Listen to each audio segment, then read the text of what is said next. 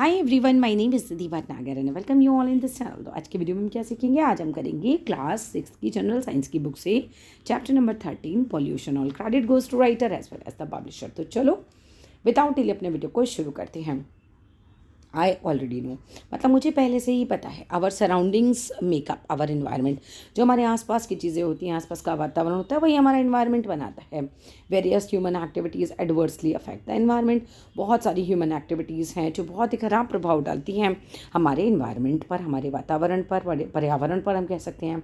Waste should be correctly treated before disposal. जो भी गंदगी होती है उसको पहले ट्रीट किया जाना चाहिए, उसको डिस्पोज ऑफ करने से पहले। It is our responsibility to prevent pollution. ये हमारी जिम्मेदारी है कि हम पॉल्यूशन होने से बचाएं एंड टेक केयर करें अपने इन्वायरमेंट की। Which of the activities described below, यहाँ पर नीचे जो है कौन सी एक्टिविटीज़ है जो बताती है हेल्प करने में to keep our earth clean, के जिससे हमारा जो अर्थ है वो साफ रहेगा। Put a tick mark next to the correct option. क्या होगा? Throwing waste paper on road. ये तो हो ही नहीं सकता, वेस्ट पेपर को आप रोड पे फेंको तो इससे कोई इन्वायरमेंट क्लीन तो नहीं हो सकता। Picking up the bits of paper, आप अगर कहीं फैले हुए हैं तो आप उन्हें उठा लीजिए, हाँ डेफिनेटली उससे सफाई हो सकती है। आवर इन्वायरमेंट, हमारा जो पर्यावरण है। All living and non living things in our surrounding make up our environment. जितनी भी लिविंग थिंग्स हैं, जितनी भी नॉन लिविंग थिंग्स हैं, सब मिलाकर हमारा इन्वायरमेंट बनाती हैं। भाई प्लांट्स हैं, एनिमल्स हैं, एयर है, वाटर है, सॉइल है, all things around us constitute our environment. ये सब चीज़ें मिलकर हमारा पर्यावरण बनाती हैं, हमारा इन्वायरमेंट बनाती हैं। All living beings depend on their environment for survival. और जितनी भी लिविंग बींग्स हैं सबके सब डिपेंडेंट हैं किस पर? अपनी सर्वाइवल के लिए इन्वायरमेंट पर। सूरज, प्लांट्स, गोट और लाइन, आपको 4 पिक्चर्स दिखा रखे हैं, सब हमारे इन्वायरमेंट में आते हैं। ये इंटरडिपेंडेंस इन द इन्वायरमेंट, एक दूसरे पर डिपेंडेंट है हम। Human needs animal and plants for their survival. इंसान को ज़रूरत है जानवरों की और प्लांट्स की अपने सर्वाइवल के लिए। दे ऑल्सो नीड एयर, इंसान को ज़रूरत है हवा की, सांस लेने के लिए, पानी की पीने के लिए, for the environment, from the environment. ये सब हमें कहाँ से मिलता है? इन्वायरमेंट से मिलता है। मतलब हवा भी इन्वायरमेंट का पार्ट है, पानी भी इन्वायरमेंट का पार्ट है, प्लांट्स भी इन्वायरमेंट का पार्ट है। Plants and animals depend on each other. अब पेड़ पौधे और एनिमल्स एक दूसरे पर डिपेंड करते हैं, as well as on other non living things जो भी अवेलेबल होती है इन्वायरमेंट में। देखो प्लांट्स और एनिमल कैसे डिपेंडेंट हैं एक दूसरे के ऊपर। प्लांट्स को क्या चाहिए? कार्बन डाइऑक्साइड चाहिए। सपोज ये जंगल है, अब प्लांट्स को चाहिए कार्बन डाइऑक्साइड सर्वाइव करने के लिए, और एनिमल्स को चाहिए ऑक्सीजन। तो प्लांट उन्हें ऑक्सीजन दे देता है और जानवर उन्हें कार्बन डाइऑक्साइड दे देता है। अगर जंगल में एक भी जानवर नहीं होगा तो प्लांट भी तो नहीं सर्वाइव कर सकते हैं, उनको भी तो कार्बन डाइऑक्साइड गैस नहीं मिलेगी। समझ रहे हो? तो प्लांट्स को भी जानवरों की ज़रूरत है, ह्यूमन बींग्स की ज़रूरत है, और ह्यूमन बींग्स को भी प्लांट्स की ज़रूरत है, जानवरों को भी प्लांट्स की ज़रूरत है। हम लोग इंटरडिपेंडेंट हैं एक दूसरे पर। This dependence of all living things on both living and non living components of their environment is known as interdependence in the environment. तो हम एक दूसरे पर इंटरडिपेंडेंट हैं इन्वायरमेंट में। Human activities and the environment, अब इंसान की एक्टिविटीज़ और पर्यावरण के बारे में पढ़ेंगे। Human beings dependent on their environment for their survival. तो ह्यूमन बींग जो है ना, इन्वायरमेंट पर डिपेंड करते हैं अपने सर्वाइवल के लिए। ओवर द ईयर्स, बहुत सालों में the human population has increase greatly. तो बहुत ज़्यादा पॉपुलेशन ना बढ़ती चली गई। अब पहले इतने लोग नहीं रहते थे धरती पर जितने अब रहते हैं, अब ये बढ़ती चली गई। तो human activities have been harming and causing damage to the environment. तो इंसान ने ऐसी ऐसी एक्टिविटीज़ करना शुरू करा जिससे कि हार्म पहुंच रहा है और इन्वायरमेंट को, और डैमेज हो रहा है पूरा इन्वायरमेंट। तो humans are the only living beings, केवल इंसान ही ऐसा लिविंग बींग होता है who can cause major changes in the environment, जो इन्वायरमेंट में बहुत बड़े बड़े चेंजेस ला सकता है। Most changes brought about by humans to the environment are undesirable. बहुत सारे चेंजेस तो ऐसे होते हैं जिनकी ज़रूरत ही नहीं होती, हमको बहुत मतलब अनडिज़ायरेबल है और अफेक्ट करते हैं प्लांट पर, एनिमल्स पर एडवर्सली, मतलब बड़ा ख़राब प्रभाव डालते हैं। Human activities have led to the extinction of some species of wild animals and plants. आप पता है इंसान ने ऐसी ऐसी एक्टिविटी करना शुरू कर दिया जिसकी वजह से कुछ प्लांट और कुछ जानवर की जो प्रजातियां हैं तो पूरी पूरी नष्ट हो गई, गायब हो गई, अब है ही नहीं। ठीक है, अब देखो क्या हो रहा है। अब जहाँ पहाड़ी इलाके में जाओ, अब देखो पहाड़ काटे जा रहे हैं तो रास्ता बनाया जा रहा है। तो इंसान अपनी ज़रूरतें पूरी करने के लिए नेचर के साथ खिलवाड़ कर रहा है। यहाँ पहले इतने लोग नहीं होते थे, अब बहुत ज़्यादा लोग हो गए, तो लोगों को घरों की ज़रूरत है, ये लोगों की और ज़रूरतें पूरी करने के लिए जंगल के जंगल काटे जा रहे हैं। तो ये एक तरीके से खराब प्रभाव भी तो डाल रहे हैं ना इन्वायरमेंट पर। Pollution of natural resources like air है, वाटर है, सॉइल है, ये भी एक सीरियस इन्वायरमेंटल प्रॉब्लम है जिसके किसके कारण होती है? ह्यूमन एक्टिविटीज़ के कारण होती है। ह्यूमंस कट डाउन ट्रीज, इंसान जो है पेड़ काट देता है फॉरेस्ट काट देता है बिल्डिंग्स बनाने के लिए, सिटीज़ बनाने के लिए, और डंप कर देता है वेस्ट को जो फैक्ट्रीज से आ रहा है और घर से आ रहा है इन द नेचुरल सराउंडिंग्स में ही अपनी। और इसकी वजह से क्या होता है, पॉल्यूशन हो जाता है। Human beings need to minimise their interference. इंसान को ना अपनी इंटरफियरेंस थोड़ी कम करनी चाहिए, मतलब बहुत ही कम कर देनी चाहिए बल्कि, with the environment, and preserve करना चाहिए अपनी मदर नेचर को फॉर फ्यूचर जनरेशन के लिए। हम क्या छोड़ेंगे अपने बच्चों के लिए, गंद छोड़ेंगे एक तरीके से, गंदी हवाएं छोड़ देंगे, मतलब एक तरीके से इन्वायरमेंट को पूरा पॉल्यूट कर देंगे। इन्वायरमेंट में हवाएं जो होंगी वो बिल्कुल पॉल्यूशन से भरी हुई होंगी। क्या होगा, सॉइल ख़राब होगी या गंदा पानी होगा, तो क्या ही कर रहे हैं हम इन्वायरमेंट के साथ ही pollution. The addition of many harmful substances into air, water and soil called pollution. अब पोल्यूशन होता क्या है कि हम जो इन्वायरमेंट में ना हार्मफुल चीज़ें छोड़ रहे हैं, एक तरीके से हम उनको ऐड करते जा रहे हैं। हवा है उसमें गंदगी ऐड कर रहे हैं, पानी में ऐड कर रहे हैं, मिट्टी में ऐड कर रहे हैं, और इसी को हम पोल्यूशन बोलते हैं। और जो अनडिज़ायरेबल सब्सटेंसेज होते हैं, जो चीज़ें हमें नहीं चाहिए, गंदगी एक तरीके से जिसके कारण पोल्यूशन होता है, उसको हम पोल्यूटेंट्स बोलते हैं। Pollution is a major environmental problem, एक बहुत बड़ी इन्वायरमेंटल प्रॉब्लम है पोल्यूशन, जो कि प्रेजेंट है ऑल ओवर प्लैनेट पर, अर्थ पर। इट एडवर्सली अफेक्ट्स और living and non living things, ये बहुत बुरा प्रभाव डालती है लिविंग और नॉन लिविंग थिंग्स पर, जो कि हैं प्रेजेंट इन द एनवायरनमेंट में जो कि प्रेजेंट हैं। Pollution has to be controlled to safeguard our planet. और पॉल्यूशन को ना कंट्रोल करना चाहिए बिल्कुल, अगर हम अपने प्लानट को साफ रखना चाहते हैं। टाइप्स ऑफ पोल्यूशन की बात करो तो there are 4 types of pollution, 4 तरीके के होते हैं। पहला एयर पोल्यूशन, दूसरा वाटर पोल्यूशन, तीसरा नॉइस पोल्यूशन, और चौथा है soil pollution.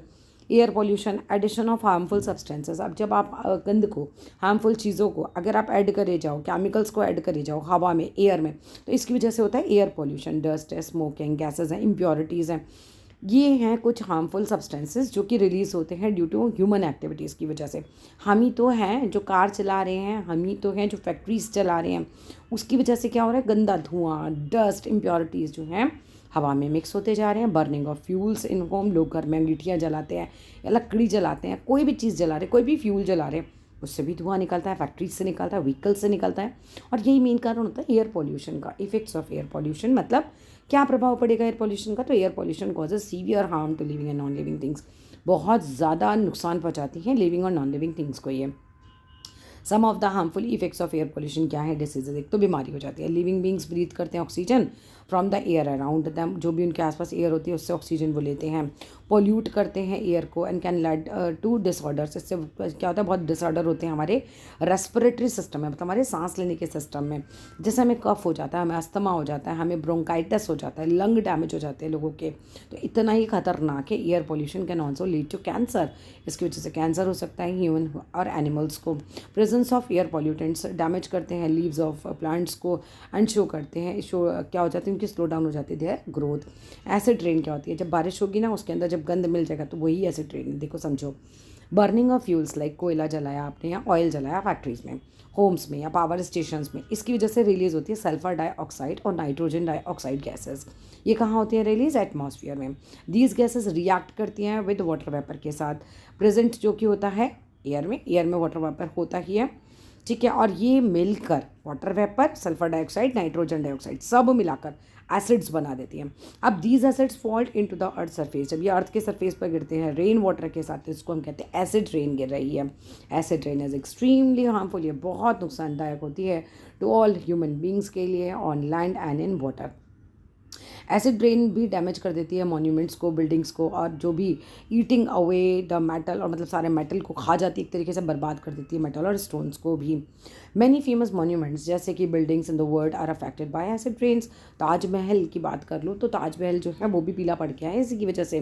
The Taj Mahal in India and the Statue of Liberty in USA are some famous monuments नहीं है which are getting affected by acid rain, जो एसिड रेन की वजह से बहुत ज़्यादा प्रभावित हुए हैं।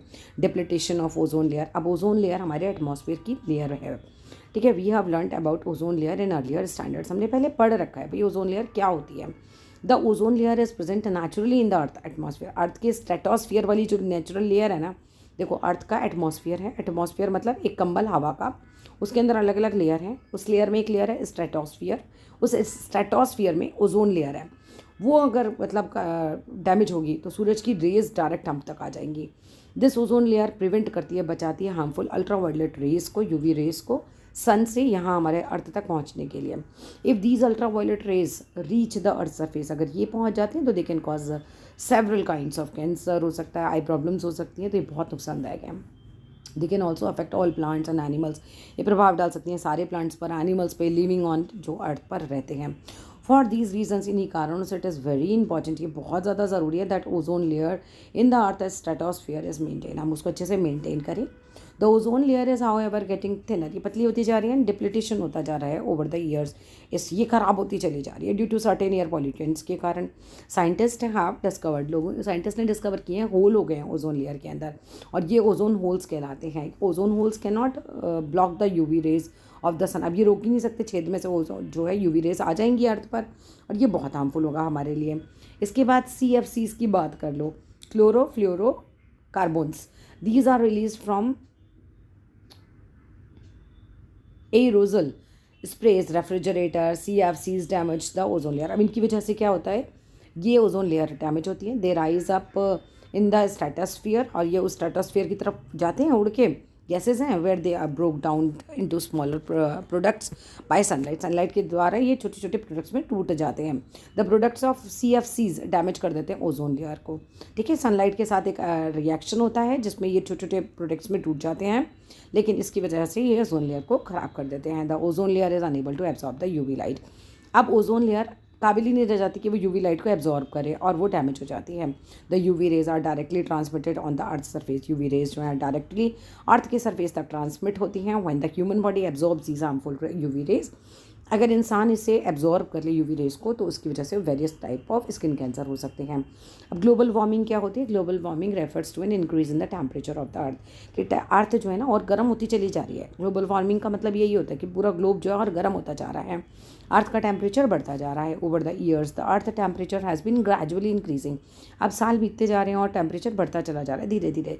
साइंटिस्ट को डर है, फियर है ये, that if the temperature of the earth continues to increase, इसी तरीके से इंक्रीज हो गया तो one day the ice and the polar regions वो भी पूरी मेल्ट हो जाएगी, जो पोलर रीजन्स में बर्फ़ जमी हुई है।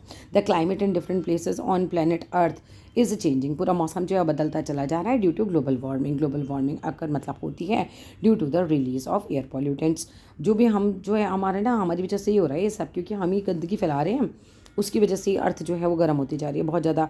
अब आप ईंधन जला रहे हो, कार चला रहे हो, पेट्रोल जला रहे हो, इसकी वजह से अर्थ और गर्म होती जा रही है। ज़्यादा कार्बन डाइऑक्साइड गैस बनेगी तो भी अर्थ जो है और ज़्यादा गर्म हो जाएगी। अब अर्थ पे जितनी भी पॉपुलेशन बढ़ती जाएगी, ज़्यादा से ज़्यादा कार्बन डाइऑक्साइड गैस छोड़ेंगे लोग, ज़्यादा कार्बन डाइऑक्साइड मतलब अर्थ फिर अगेन पॉल्यूट हो रही है, गर्म होती जा रही है। These air pollutants increase the amount of carbon dioxide and other gases जो कि प्रेजेंट होती हैं हमारे एटमॉस्फेयर में। दीज गैसेस ट्रैप कर लेती हैं अर्थ के हीट को and do not allow to escape from the earth atmosphere, इसको बाहर नहीं जाने देती अर्थ से। Carbon dioxide and other gases which do not allow heat to escape, जो अलाउ ही नहीं करती हीट को बाहर जाने के लिए फ्रॉम द अर्थ सरफेस, हम उनसे कहते हैं green house gases. The effect of green house gases have on planet earth is called green house effect, हम इसको ग्रीन हाउस इफेक्ट कहते हैं। A green house is a glass covering under which planet are grown in cooler regions। अब आता है green house effect, क्या है भाई? The effect of green house gases have on planet earth is called green house effect. जो green house effect होता है planet अर्थ पे, वो क्या होता है मैं तुम्हें समझा देती हूँ। अब ये होता क्या है, एक कांच का, जैसे पहाड़ी जगहों पे ना कांच का घर बनाया गया, उसके अंदर पौधे लगाए गए, ठीक है। अब सूरज की रोशनी इस पर आती तो खैर हीट ये एब्जॉर्ब कर लेता है और रात को ये गर्मी बाहर नहीं निकल पाती, इसे कहते हैं ग्रीन हाउस इफेक्ट। अब इसी तरीके से अर्थ पे अब क्या होगा, अगर पहाड़ी जगह पे ना रात को ये बिल्कुल ठंडे हो गए तो पहाड़ी जगह पे तो बर्फ़ गिर के या ओस गिर के पौधे मर जाएंगे, तो ये ज़रूरी है समाओ। तो ग्रीन हाउस इफेक्ट ऐसे ही धरती पर भी होता है कि सूरज से आने वाली किरणें आती हैं, धरती से एब्जॉर्ब कर लेती है, सारी गर्मी रात को बाहर नहीं जाती, सारी रात को बाहर चली जाए ना तो पूरे में हम लोग बर्फ़ बन जाएंगे रात को। तो ग्रीन हाउस गैस जो है अलाउ करती है सनलाइट को to enter but does not allow heat to escape, ये हीट को बाहर जाने नहीं देती और इसी वजह से हेल्प करते हैं प्लांट ग्रोथ में। सिमिलरली ग्रीन हाउस गैसेज जो होती हैं वो अलाउ करती है सनलाइट को अर्थ पर आने के लिए, हैंस इससे क्या होता है, लेकिन वो क्या होता है, but they do not allow heat to escape, ये बाहर नहीं जाने देते हीट को फ्रॉम अर्थ सरफेस, ठीक है। हैंस इसी वजह से this effect is called green house effect, हम इस प्रभाव को ग्रीन हाउस इफेक्ट कहते हैं। Some amount of green house effect is natural, कुछ तो नेचुरल होता है और नेसेसरी भी होता है नेचर के लिए।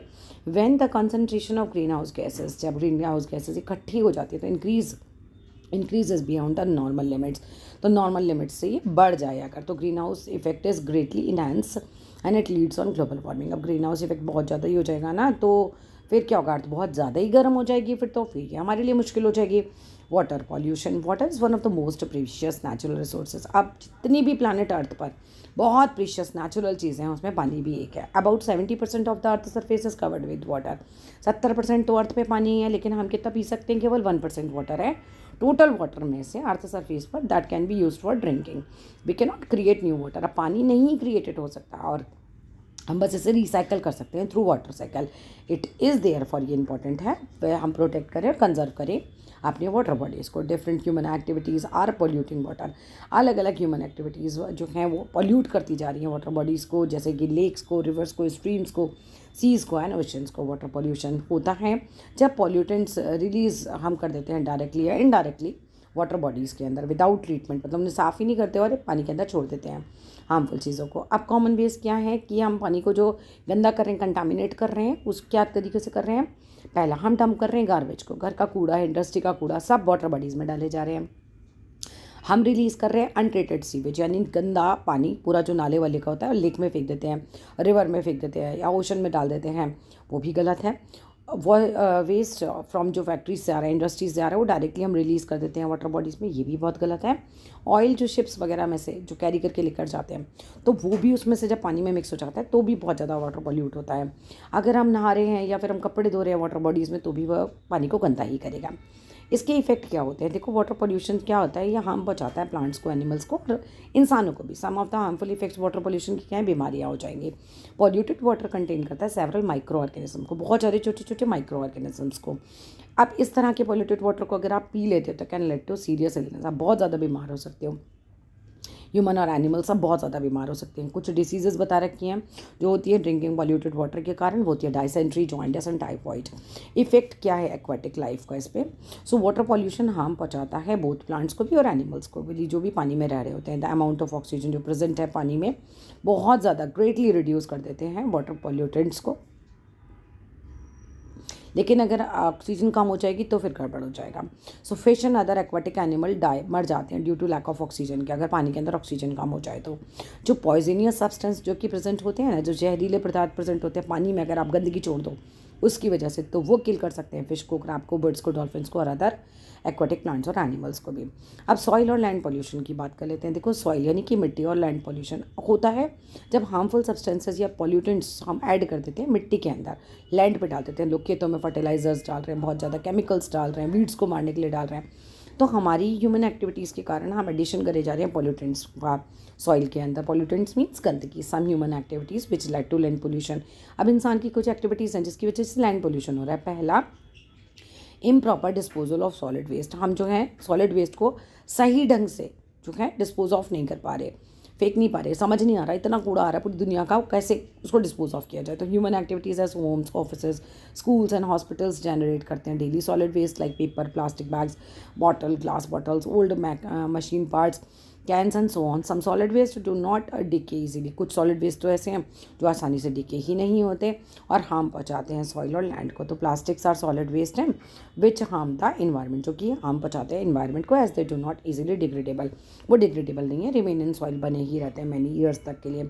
Addition of chemicals to soil, अगर हम मिट्टी के अंदर और ज़्यादा केमिकल्स डाल दें तो we use chemicals in the form of soap, detergent, paints, pesticides, insecticides, fertilisers, सब चीज़ें हम मिट्टी में मिला देते हैं और जब हम बहुत ज़्यादा इनका यूज़ करते हैं तो हमारी मिट्टी हो जाती है गंदी, पॉल्यूट हो जाती है। Improper disposal of poisonous waste हम कर रहे हैं फैक्ट्रीज़ का। क्या हो रहा है, पॉइजनियस वेस्ट मतलब जहरीला वेस्ट जो फैक्ट्रीज से निकलता है, समटाइम्स हम उसे लैंडफिल्स में डाल देते हैं। लैंडफिल मतलब जहाँ आपका कूड़ा जाता है ना, कूड़े वाले भैया आपके लेकर जाते हैं और एक जगह ढेर बनता है, वो जगह लैंडफिल होती है। और लैंडफिल में मतलब गड्ढे में डाल दिया जाता है आपका। लैंडफिल एक स्पेसिफिक एरिया है लैंड का वेयर वेस्ट आर बरीड, जहाँ दफना दिया जाता है कूड़े को। If the buried waste are poisonous, अगर वो जहरीला होगा तो they can harm the environment, वो एनवायरमेंट को नुकसान पहुंचाएगा। Poisonous waste must be treated before being buried in the landfill. Poisonous waste को पहले ट्रीट किया जाना चाहिए, इससे पहले कि वो लैंडफिल में डाला जाए। इफेक्ट्स क्या होगा इसका, सॉइल पॉल्यूशन हो जाएगा। सॉइल पॉल्यूशन एडवर्सली खराब इफेक्ट डालती है प्लांट्स पर, एनिमल्स पर, इंसान पर और पानी की बॉडीज़ पर। जितनी भी वाटर बॉडीज़ हैं। सम ऑफ द कॉमन इफेक्ट्स हैं सॉइल एंड लैंड पोल्यूशंस के। एक तो हो जाएगा हिंडर प्लांट ग्रोथ, मतलब प्लांट की ग्रोथ होने नहीं देता। Plants do not grow well in polluted soil. Plant polluted soil में अच्छे से ग्रो ही नहीं हो सकते। The plants which grow in polluted soil वो अनहेल्दी होते हैं। एनिमल्स एंड ह्यूमन्स जो होते हैं which feed on plants, these plants can fall ill, वो बीमार पड़ सकते हैं। अब diseases, soil pollutants can come directly in contact with the skin of animals. अब मिट्टी हम डायरेक्टली हमारे स्किन के कॉन्टैक्ट में आ सकती है इंसान के, जानवरों के। इससे हमें स्किन की प्रॉब्लम हो सकती है। सम टाइप्स ऑफ कैंसर हो सकते हैं। हम फ्रूट्स खाते हैं, वेजिटेबल्स खाते हैं, वो भी कंटामिनेटेड ग्रो हो सकते हैं अगर सॉइल ख़राब है तो, और इसकी वजह से बीमारियाँ भी हो सकती हैं। The air surrounding polluted land, जो एयर होती है पॉल्यूटेड लैंड के आसपास की, वो भी ख़राब हो जाएगी। And has higher number of dust particles and pollutants, these can lead to respiratory problem, सांस की प्रॉब्लम हो सकती है। Unhygienic living conditions, dumping of solid waste into surrounding, ऐसे ही आप अपने आसपास फेंक देते हैं तो इससे तो अनहाइजीनिक है, तो बिल्कुल साफ़ है ही नहीं। Living condition such as the spread of, मतलब फॉइल स्मेल आ रही है, गंदी बदबू आ रही है, या फिर ब्रीडिंग हो रही है रोडेंट्स की, जैसे कि रैट बढ़ रहे हैं, माइस चूहे बढ़ रहे हैं, ग्रोथ होता है इससे इंसेक्ट्स का, कीड़ों का, मॉस्किटोज़ का, तो ये अनहाइजीनिक है living conditions and can hinder plant growth. इससे भी प्लांट ग्रोथ जो है ख़राब होगी एंड कैन कॉज डिसीजेज, इससे भी बीमारियाँ हो सकती हैं। नॉइज़ पोल्यूशन यानी शोर वाला पोल्यूशन। साउंड एक नेसेसरी चीज़ है हमारे लिए, बट लाउड अगर हो जाए, बहुत ज़्यादा अनवांटेड साउंड हो जाए, जो हमें नहीं चाहिए, अनप्लेजेंट हो, जो हमारे कानों को अच्छी नहीं लगे, हम उसको कहते हैं कि ये नॉइस है, ये शोर है। प्रोडक्शन ऑफ एक्सेसिव नॉइस, अगर बहुत ज़्यादा ही प्रोडक्शन हो जाए, बहुत ज़्यादा शोर हो जाए, तो इससे नॉइस पोल्यूशन होता है। Noise pollution can harm human and animals. Noise pollution से इंसान को और जानवरों को नुकसान हो सकता है। Noise pollution is created by different sources. अब अलग अलग सोर्सेज से नॉइस पोल्यूशन होता है। कुछ सोर्सेज आपको क्या बता रखे हैं, जैसे आप लाउड स्पीकर बहुत यूज़ करो, या आप प्ले कर रहे हो एक्सट्रीमली लाउड म्यूजिक चला रहे हो, प्ले कर रहे हो टीवी या रेडियो को बहुत हाई वॉल्यूम पे, तो ये भी मतलब नुकसान पहुंचाते हैं। व्हीकल्स सच एज ट्रक्स हैं, बसेज हैं, कार्स हैं, ट्रेन्स हैं, एरोप्लेन्स हैं, हेलीकॉप्टर्स हैं, ये भी अनप्लेजेंट साउंड को क्रिएट करते हैं। Machinery used in homes and factories, construction machines, printing press, ये सब भी बहुत लाउड नॉइस प्रोड्यूस करती हैं। इफेक्ट्स ऑफ नॉइस पोल्यूशन, प्रभाव क्या पड़ता है। Noise pollution can harm animals and humans. अब ये नुकसान पहुंचाते हैं इंसान को भी और जानवरों को भी। सम ऑफ द इफेक्ट्स क्या हो सकते हैं, आप डीफ हो सकते हैं, मतलब आपको सुनाई देना ही बंद हो जाए। Loud noise can lead to total और पार्शियल डीफनेस, या तो पूरा बहरा हो जाए आदमी, ये थोड़ा बहरा हो सकता है।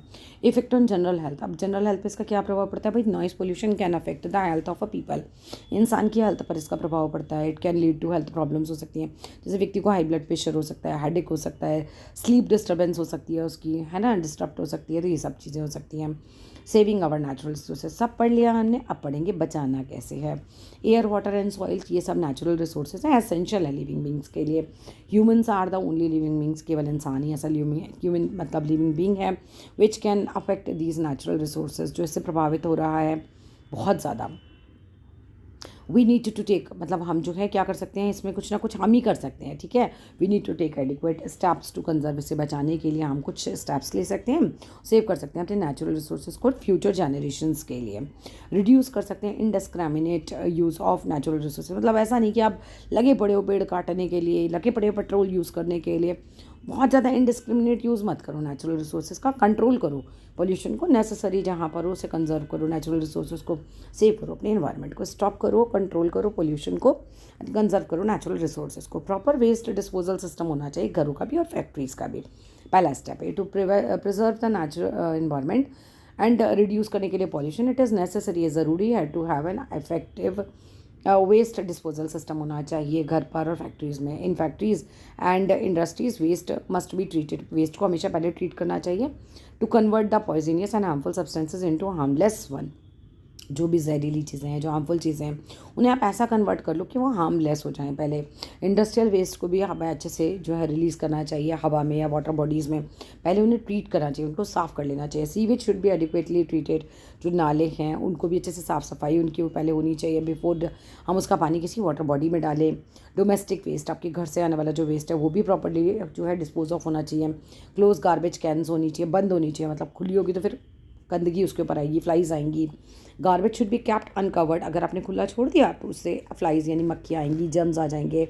सम domestic waste such as fruit का या वेजिटेबल पील्स जो होती हैं या फिर ड्राई पत्तियाँ होती हैं, ट्विग्स होती हैं, वो इजीली डिकम्पोज हो जाती है नेचर में ही, तो दीज वेस्ट का हम बोलते हैं बायोडिग्रेडेबल वेस्ट। बायोडिग्रेडेबल वेस्ट जो होता है वो कन्वर्ट हो जाता है नेचुरल मैन्योर में। धीरे धीरे आप पड़े रहने दोगे ना उसे मिट्टी में, धीरे धीरे जो है उसके ऊपर मिट्टी डाल दो आप, तो वो मैन्योर बन जाता है, खाद बन जाता है। ये बहुत अच्छा होता है। कंपोस्ट बन जाती है। कंपोस्ट पिट होती है गड्ढे, जहाँ आप अपने छिलके विलके डालते जाओ और उस पर मिट्टी डालते जाओ। तो ये बायोडिग्रेडेबल वेस्ट है। और यहाँ पर ये देखिए ये जो है खाद बन जाएगा, जो कि पेड़ों के लिए अच्छा है। These waste are then covered with the layer of soil. इसको लेयर ऑफ सॉइल से आपको कवर करना चाहिए। द बैक्टीरिया जो कि प्रेजेंट होते हैं सॉइल में डिग्रेड एंड डिकम्पोज करते हैं बायोडिग्रेडेबल वेस्ट को, कंपोस्ट में कन्वर्ट करते हैं और गुड नेचुरल मैन्योर बन जाता है। नॉन बायोडिग्रेडेबल वेस्ट वो होता है जो इजीली डिकम्पोज ही ना हो, तो उसको रिसाइकिल करना या रीयूज़ करना बहुत ज़रूरी होता है। Use of alternative sources of energy. Energy के और सोर्सेज भी आपको यूज़ करो। Burning of fuel such as petrol या डीजल आप कर रहे हो तो इससे तो पॉल्यूशन हो रहा है, तो करना क्या है, कुछ और यूज़ करते हैं जिससे पॉल्यूशन ना हो। These fuels are available to mankind in a limited amount. हमारे लिए लिमिटेड ये है, ऐसा नहीं कि आप कितना भी यूज़ करते जाओ। पेट्रोल खत्म नहीं होगा, खत्म हो जाएगा भाई, अगली पीढ़ी को मिलेगा ही नहीं। So therefore we should restrict the use of these fuels and instead find ways. हमें करना चाहिए कि भाई अल्टरनेट सोर्स ऑफ एनर्जी क्या है, जैसे कि सूर्य की एनर्जी या हवा की एनर्जी जो कभी खत्म ही नहीं होगी, उसको कन्वर्ट करना आना चाहिए, उसको यूज़ करना चाहिए, जो इजीली अवेलेबल भी हो चाहिए और ये नॉट एग्जॉस्टेबल है, ये नहीं खत्म होगी। Effort is being made, effort तो किए जा रहे हैं, यूज़ करें विंड एनर्जी को, सोलर एनर्जी को डिफरेंट ह्यूमन एक्टिविटीज़ में, बट चलो अभी चल रहा है ये। Use of wind energy and solar energy will also reduce pollution, ये पोल्यूशन को भी कम करती है। Reduction in the use of vehicles, मतलब जितना हो सके व्हीकल्स को कम यूज़ करो। इंक्रीज़ यूज़ जो हो गया पब्लिक ट्रांसपोर्ट का हमें करना चाहिए, बसेस का, ट्रेन्स का, या हमें वॉक करके जाना चाहिए, साइकिलिंग करनी चाहिए शॉर्ट डिस्टेंसेस के लिए। इससे क्या होगा, आप प्राइवेट व्हीकल्स को थोड़ा सा रिड्यूस करोगे, कम करोगे यूज़ करना। नेक्स्ट आता है प्लांट करना चाहिए ज़्यादा से ज़्यादा पेड़ों को, रिड्यूस होता है डिफॉरेस्टेशन, और पेड़ों को काटना थोड़ा कम करिए। ट्री करते हैं प्योरीफाई हमारे आसपास के वातावरण को, मेक द एयर फ्रेश, इससे हवा फ्रेश हो जाती है। By taking the carbon dioxide का gas and giving out oxygen, इससे हमें ऑक्सीजन मिलती है, कार्बन डाइऑक्साइड गैस ये छोड़ देते हैं। प्लांट करना more trees make the air pure, जितना ज़्यादा पेड़ होंगे ना उतनी एयर प्योर होती जाएगी, फ्रेश होती जाएगी। एवरी ईयर, हर साल the first week of July हम वन महोत्सव मनाते हैं। ड्यूरिंग दिस वीक क्या होता है, ट्री प्लांटेशन प्रोग्राम्स चलते हैं, ये ऑब्जर्व किए जाते हैं एंड ट्रीज़ जो हैं वो लगाई जाती हैं लार्ज स्केल पर। रिडक्शन होता है in use of pesticides and fertilizers का। The use of chemical pesticide and fertilizer should be reduce, इनको भी हमें कम करना चाहिए। The use of natural manure such as compost है या काऊ डंग है, मतलब गाय का गोबर है, वो बढ़ा दीजिए यूज़ करना आप। रिडक्शन होना चाहिए यूज़ ऑफ प्लास्टिक का, मतलब जितना हो प्लास्टिक को मत यूज़ कीजिए। प्लास्टिक जो का सामान जो होता है, बैग्स हैं, वो नॉन बायोडिग्रेडेबल है, कभी ख़त्म नहीं होगा, हंड्रेड्स ऑफ ईयर्स लग जाएंगे डिकम्पोज होने में उसे। ये नेचुरल मटेरियल जैसे कि हमें जूट, कॉटन, पेपर, ये सब हमें यूज़ करना चाहिए। सिटीज़ और टाउन्स में यूज़ करना, in many cities and towns क्या हो गया, यूज़ ऑफ प्लास्टिक बैग जो है बैन हो गया, अब आप यूज़ ही नहीं कर सकते। रिसाइकल एंड रीयूज़ करना चाहिए घर के सामानों को, जैसे कि बॉटल हो गया, जार हो गया, टिन हो गया, ये आप दोबारा यूज़ करिए, इनसे नई नई चीज़ें बनाइए। रीलोकेट करिए फैक्ट्रीज़ को, मतलब एक ही जगह दिल्ली में घुसा रखी हैं, बॉम्बे में घुसा रखी है, नहीं भाई, जगह जगह दूर दूर लगाइए, सिटीज़ में अलग अलग टाउन्स में लोकेट करिए, उनसे पॉल्यूशन एक ही जगह बहुत ज़्यादा नहीं होगा। और लाउड स्पीकर पे तो बैन लग जाना चाहिए, actually even I hate it, loud speaker should be band, ठीक है, बिल्कुल बैन हो जाना चाहिए पब्लिक प्लेसेस पे, तो जैसे कि कंट्रोल हो नॉइज़ पॉल्यूशन। अननेसेसरी हॉन्किंग, लोग बजाए जा रहे हैं, मतलब हॉन्क करे जा रहे हैं सड़क पर, ठीक है, तो वो भी नहीं करना चाहिए, जैसे कान का हॉर्न बजाना, ठीक है, उसको बोलते हैं honking. That's all in this video. हो गया हमारा चैप्टर फिनिश। वीडियो अच्छा लगे तो लाइक करना, शेयर करना, सब्सक्राइब करना। Thank you.